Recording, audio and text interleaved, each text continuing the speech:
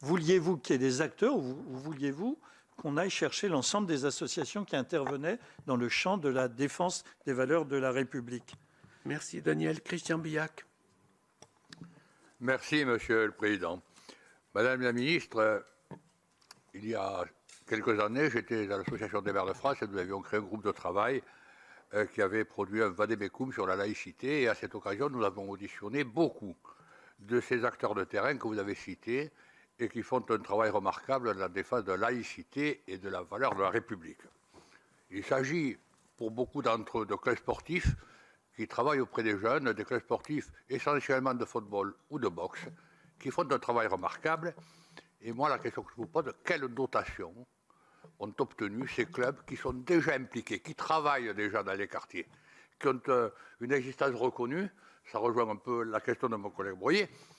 Et je n'ai pas souvenance, par contre, d'avoir auditionné l'USPPM comme acteur de terrain. Et comment expliquer ces 300 000 euros? Pour conclure, et très rapidement, je voudrais quand même dire que moi, je crois que ce fonds Marianne était une très bonne idée. Au départ, c'était une très bonne idée, parce que nous avons besoin de défendre la République et ses valeurs, et que je ne serais pas content si à la fin de cette procédure, on jetait, si je peux me permettre cette expression un peu populaire, le bébé avec l'eau du bain, et qu'ainsi on fasse plaisir aux salafistes de tout poil et à ceux qui les soutiennent.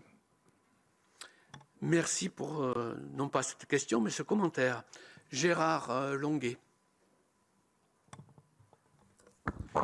Oui, Monsieur le Président, c'est exactement la même observation que mon prédécesseur. Madame la Ministre, vous avez été en charge d'une responsabilité extrêmement lourde et nouvelle.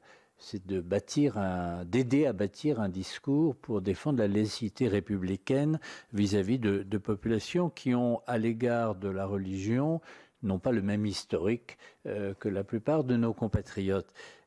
Avez-vous rédigé un document de base, une charte de base, en fait la volonté politique et la définition de votre projet politique? Vous êtes complètement dans votre responsabilité, vous êtes en charge d'un sujet majeur, votre équipe va le mettre en œuvre, va mobiliser un fonds qui est préexistant, mais qui a un objectif très différent. La lutte contre la délinquance. Alors, tu as tout à fait raison, la délinquance dans les quartiers, l'association sportive, le foot, la boxe, c'est très bien. Mais là, on parle de quelque chose de très différent. C'est un message avec un corps de doctrine. Et ce qu'on reprochait justement à l'Observatoire de la laïcité, c'est de ne pas avoir de corps de doctrine, de ne pas avoir de limites et de ne pas avoir de règles de comportement.